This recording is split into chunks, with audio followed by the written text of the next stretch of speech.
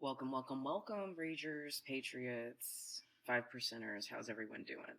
Sorry, I had some technical issues. I left the charger cord for the computer in one of the hotels I was staying at, and it took me like a week and a half to get another one from Amazon because the one that I bought at the Apple store was 83 fucking dollars, and the ones on Amazon are like 20. So I had to take that one back and then wait for the other one to come.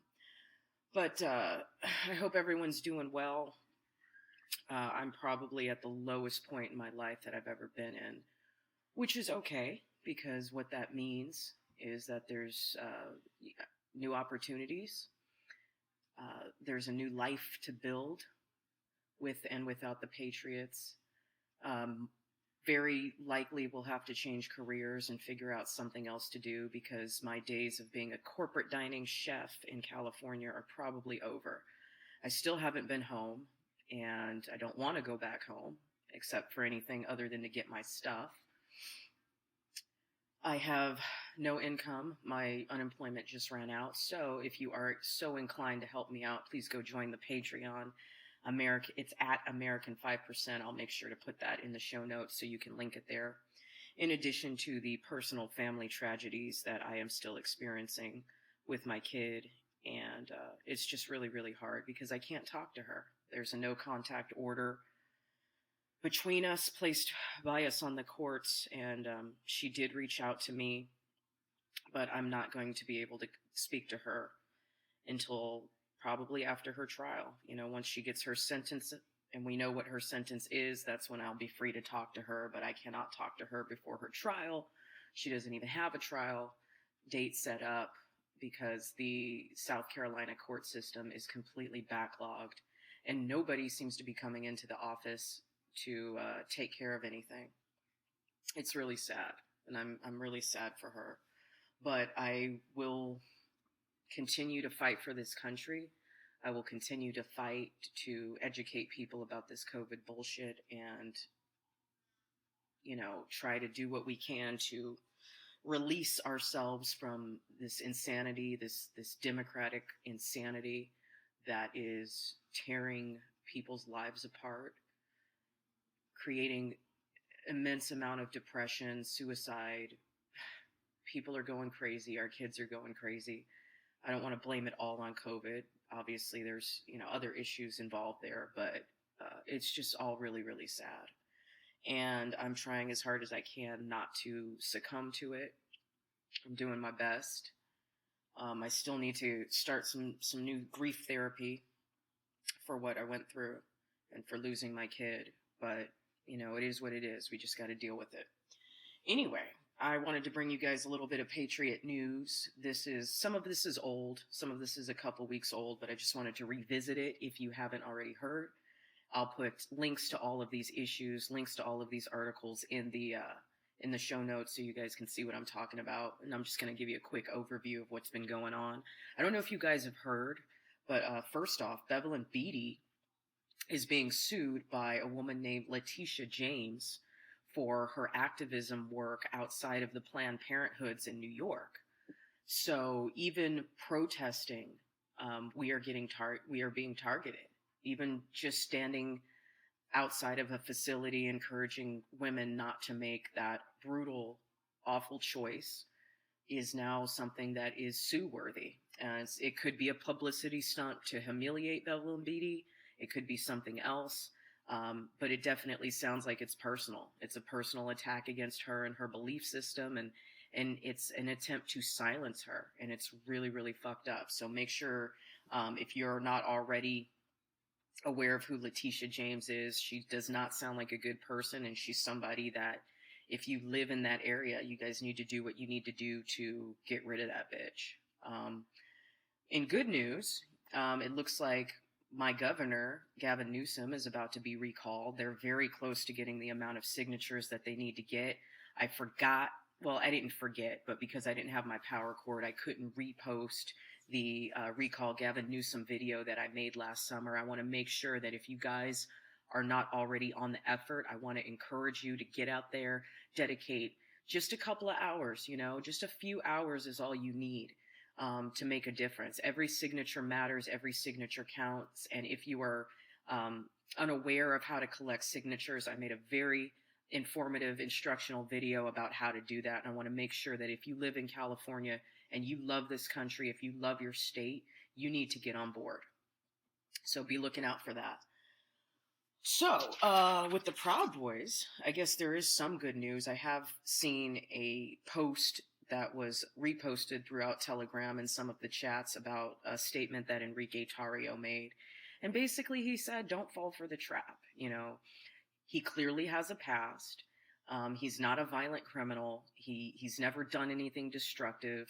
Reselling diabetic test strips is not, in my opinion, something that makes him a fucking criminal. He might be a scam artist. He might be a hustler. He might be a little shisty, but he's definitely not a criminal. And I think that the whole thing got a little bit blown out of proportion. He did the best that he could do to keep himself out of prison as long as possible, and that's what he's supposed to do. That's what we're all supposed to do. You can call him a snitch if you want to. I think that, in my opinion, it's just an attempt to divide the organization and to make the whole organization look bad. I don't know him personally. I've only spent a little bit of time with him, so there are other people in the organization who definitely know him much better than I do. Everybody's got a different opinion about the guy. Not everybody has to like everybody. Let's just make that clear. There's a lot of Proud Boys across the country that I've talked to who say they don't care for him. A lot of people don't like Joe Biggs. A lot of people don't even like Gavin McInnes, and that's okay. Not everybody has to like everybody. But what you guys as the public need to understand is that each of these chapters has their own leadership. They have their own chain of command. They have their own hierarchy. They have their own plans, their own agendas, their own ideas, and that's okay. That's the way it's supposed to be. You have to fight for your city in a way that is culturally appropriate for your city. You know, that's just how it is. The way a chapter operates in a red state is going to be very different than the way a chapter operates in a blue state.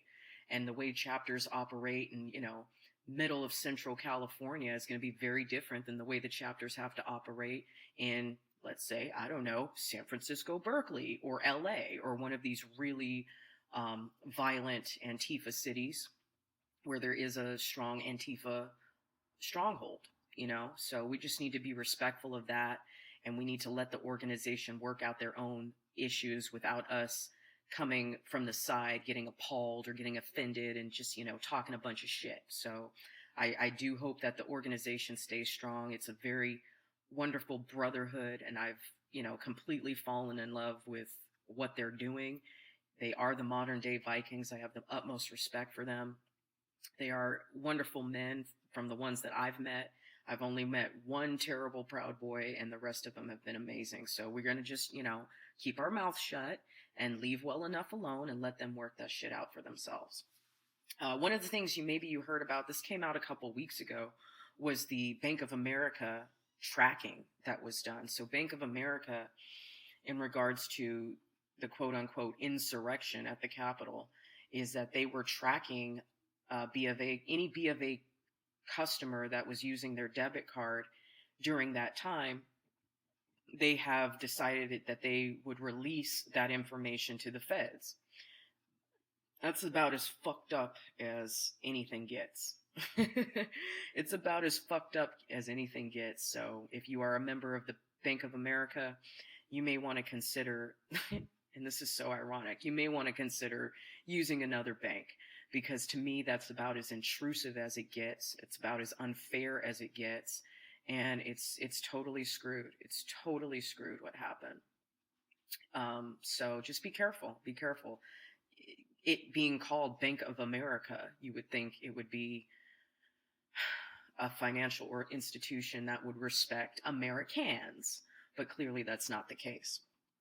Another story, Mike Lindell is being sued by the Dominion software manufacturers because they say that he was talking a lot of shit and it was defamation. So not only is he being sued, the MyPillow guy, but several of Trump's lawyers are being sued, including Jenna Ellis, Rudy Giuliani, and Sidney Powell. And the fact that they are being sued after they have brought forth so much evidence is very disturbing to me. But I'm telling you this in case you didn't hear, because we truly, truly, truly are under attack, and it's time to start getting really careful about what we say and where we say it and to whom we say it. Another interesting thing, I'm sure you already heard, Mark Cuban decided not to play the national anthem at Mavericks games. I don't think there's anything more un-American than that. He's such a fucking panderer. It makes me sick. You know, he's such a Trump hater. He's such a panderer. It never stops with this guy. It never stops with this guy. I used to love Mark Cuban. I used to have a lot of respect for him. He seemed like a great guy, but at this point, fuck him.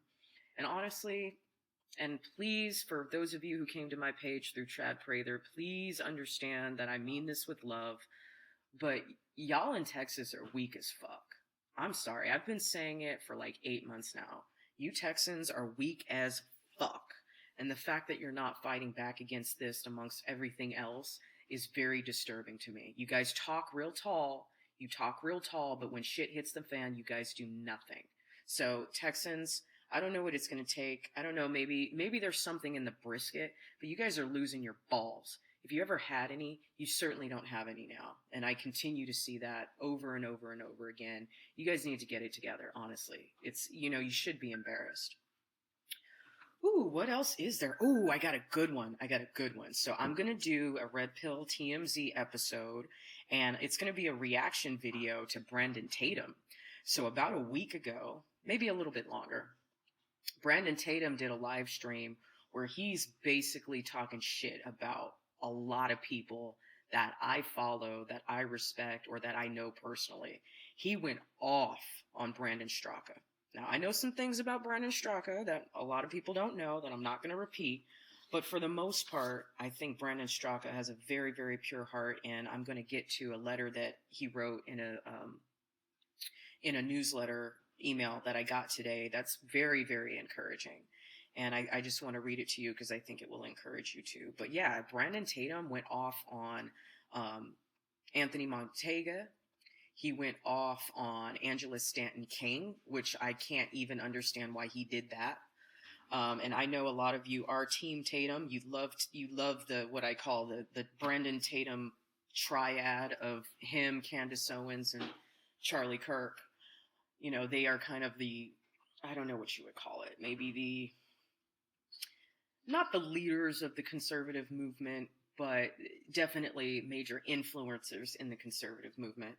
And to me, you know, there's a lot of fraudulent shit that group of people has done, and he continues to advocate for them. I know those are his personal friends. We're all going to stick up for our friends. I get it. But I just thought some of the things that he said were really, really interesting. So I'm going to go ahead and we're going to make a Red Pill TMZ episode about that. Also, speaking of Red Pill TMZ, I never told you guys what happened with the Angry Vikings. I was trying to be respectful and keep my mouth shut, but essentially the Angry Vikings militia has pretty much completely dissolved. And now that it's dissolved, I feel a little bit more free to say what I want to say. So I'm going to tell you guys the story of what happened in Florida, but in respect to the people that were mature and apologized for what they did, I'm going to make that known as well. I'm not just going to talk shit because there were a few people who realized the error of what they did, and they did come back and apologize to me. So to me, that takes maturity. It takes integrity, and I want to make sure that you guys know who in that organization, even if they were fucked up, even if you don't like them, even if I don't like them, they did have the wherewithal to apologize to me. So I do want to make that. I do want to make that clear. Let's see what else.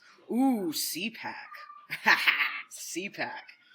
Well. So CPAC decided to bring young Pharaoh onto one of their panels. I'm not sure that he was actually a speaker, but he was definitely there to be on a panel. And recently, I think as of yesterday or the day before, Monday, whenever Monday was. What day is it? It's Tuesday. Okay, so yesterday, CPAC released a statement saying that they have uninvited young Pharaoh to the event. And here's what I think is a little bit interesting. First of all, does anyone there know how to run a fucking event? That's what I want to know. Because part of running an event is that you make sure that you screen and vet the people that are coming to speak at your event. Clearly, CPAC did not do this. And this is where I'm getting a little angry, and this is where I have a problem. They say that young Pharaoh has said made a lot of anti-Semitic statements. Is that true? Yes, that's true. I've been following young Pharaoh for just about a year. I adore the guy. I think he's genius. I think he's brilliant. I think he has amazing ideas. I think he does amazing research. Is he always accurate? No, he's not. But this is where you, as a fan, or you as a listener, or you as part of the audience, you guys, and what do I constantly do? Encourage you guys to check receipts. You guys need to check receipts. Make sure that, the information that's being fed to you is accurate. There have been times I've checked young Pharaoh's receipts and he's not always accurate, but for the most part he is. And so that's why I continue following them. Young Pharaoh is also somebody who's willing to defend his position. He doesn't just shut people down when they disagree with him. This is one of the things that I love about him. I personally think he has a good amount of integrity. There are other issues as far as some money things that people have said, that he's mismanaged some money, he's mismanaged some donations. I don't know anything about that. I'm not saying it hasn't happened or it can't happen, but I want to see the receipts. You can't just tell me that this is what you think this guy did. Show me the receipts, prove to me that he's a fraud, and I'll believe you. But until then, I love the guy. I really do. I've learned a lot on his channel, and, people accuse him of being a QAnon conspirator, but he has the receipts, okay? And like I say all the time, I don't fuck with QAnon people, so... But the thing about QAnon is that you can do the research and find proof of some of the things that are being said in that community on your own. You don't need QAnon to find out about pedophilia. Like, you don't need QAnon to find out about some of these things that are going on with the government. You can research that yourself, okay? So anyway, they say that he was anti-Semitic, which is true. He doesn't hate Jews. He just doesn't believe in their religion. But here's the flip side of that. Young Pharaoh doesn't like Catholics either, okay? He doesn't fucking like Catholics either. He doesn't believe in Christianity either. So he's been just as hypercritical of other religions as he has about Judaism. So let's be very clear here. You can't take this thing out of context. He doesn't like any religion. Okay, and he questions the practices, and some of the historical atrocities that each of these religions have engaged in. There's nothing wrong with that. So for CPAC to bring him on this panel just to let him go lets me know that nobody at CPAC vetted him. Because if you watch any number of his videos, you will see that that's how he is. That's how he talks. And there was, in fact, a very lengthy video that he made with a rabbi about the questions that he had about Judaism. And it was an amazing debate. And to be honest with you, when I watched it, there were some points that the rabbi made that put to rest some of young Pharaoh's theories about Jews. So I wouldn't say that he got schooled by this rabbi, but there were some points that young Pharaoh couldn't prove or that the rabbi disproved. So let's give credit where credit is due. Okay, he has had these debates before. Just because Ben Shapiro doesn't want to debate him back doesn't mean that he hasn't tried to educate himself and opened himself up to the criticism. He has. He's already done that. But once again, I don't know who's working at CPAC that they're going to bring this guy on board without vetting him or seeing what his background stance is on all of these issues. Because I could have fucking told him that. If I had been on that board, I could have told him, yes, this is how this guy feels. He has very controversial points of view, which if you don't listen closely enough, they do sound racist, but they're not. Okay? They do sound racist, but they're not. Okay? He just has a different point of view. So to me, if we're all about free speech and protecting the First Amendment, why are you going to cancel somebody who doesn't bow down to this Zionist mentality that most Christians and conservatives seem to have? Okay? They should have vetted him before they brought him on board. And now what's happening, and this is where I'm getting pissed off here, now what's happening is that the media is going to make a field day about this. There's already an article about it in The Sun. There's already an article about it in the New York Post. Plus, it's all over Twitter.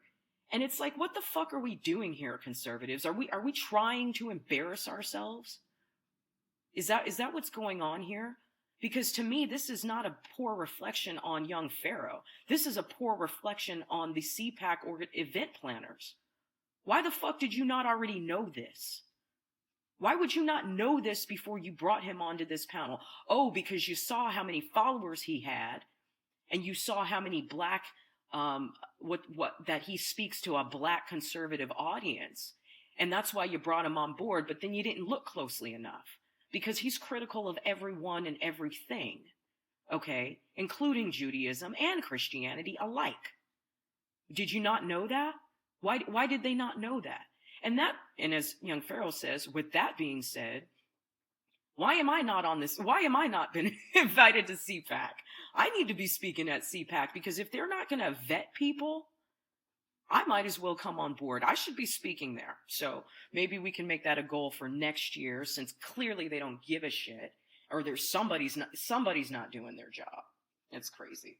So, what else is there? There's a podcast out now with Barack Obama and Bruce Springsteen, and the timing of it I find to be very, very funny, because Bruce Springsteen just got busted for that DUI or DWI or whatever that was.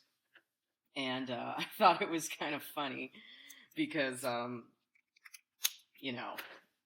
guess either they're trying to save face for Bruce Springsteen by distracting them with Barack Obama's presence, or they recorded it a long time ago and they're just now releasing it now.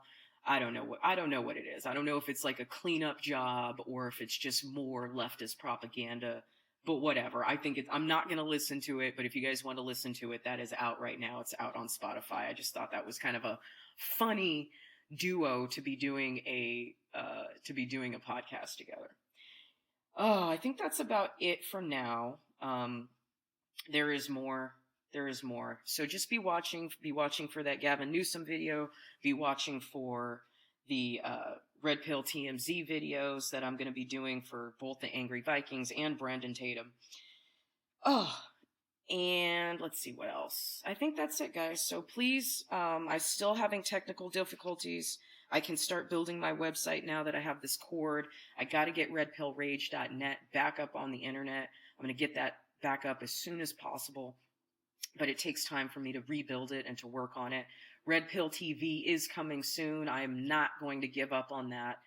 I really have no dreams anymore, but providing a alternative to the entertainment that is available is definitely a high priority for me. This is something that I recognized in myself a long time ago. We need an alternative for children. We need an alternative for news. We need an alternative for commentary. We need an alternative for sports. We need an alternative for music. We need to create our own culture. We need to have our own shit. So I'm working very hard trying to learn the technology that it's going to take to host a Roku channel and to get the message out. And I've got lots of people who want to come on board, which is a great thing. I think I'm going to be able to get Genuine on board.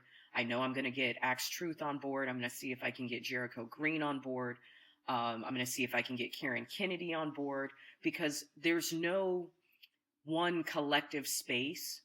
And everyone is just kind of doing things on their own. And it goes without saying what the censorship has been like on social media. Axe Truth is constantly getting kicked off YouTube. I'm losing subscribers on Twitter by the day ever since the election that's been going on. I'm losing subscribers on YouTube ever since the election. My subscriber count has been going down and down and down and down. And I'm sick of using the enemy's products. We're not going to use their products and services anymore. We're going to do our own shit. And what I hope is that Red Pill TV is not going to be about me. It's not about me anymore. You know, fuck my life. My life is fucked, okay? It's not about me. But what I can do is I can provide the platform that we all need to change the culture in this country. So I do hope that you all partner with me. If you guys have Roku channels, let me know. Let me know what kind of content you want to see. But I'm going to cover the gamut. And we have to create a better morality, we need to create more stimulating, more intelligent content for the masses. Okay. So that's maybe that's my role in life. That's definitely my calling. So that's what I'm here to do. And in the meantime, please support me. I do have a Patreon. I have a Cash App. I have a PayPal. I have a Venmo. If you can donate anything to help me kind of get from point A to point B right now, I am broke as a joke, and I don't think that California is going to give me any more money. I've been out of work almost a year now, and none of my friends have gone back to work, so it's going to get real in California. It's going to get real for a lot of us who have been out of work this long, because once this runs out, we're fucked, and that's where I'm at right now. So please reach out to me, redpill_rage at protonmail.com. If you can donate anything, I'll let you know which ways you can do that. I am looking for work.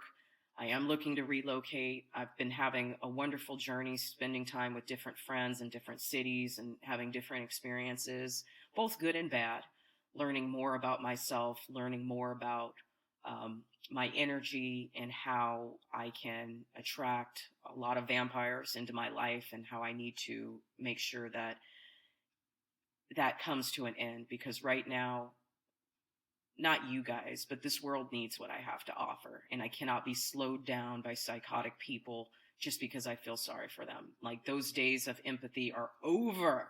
They're over. But if you're strong, and if you want to learn, and if you want to grow, you're welcome to be a part of my life. If you want to sit in your shit, even if you're conservative or you claim to have conservative values, but all you do is fucking blame everyone else for your problems, fuck you. I don't need you in my life. You're done, son. As we used to say, you're done, son. All right, everyone. I hope you have a great day.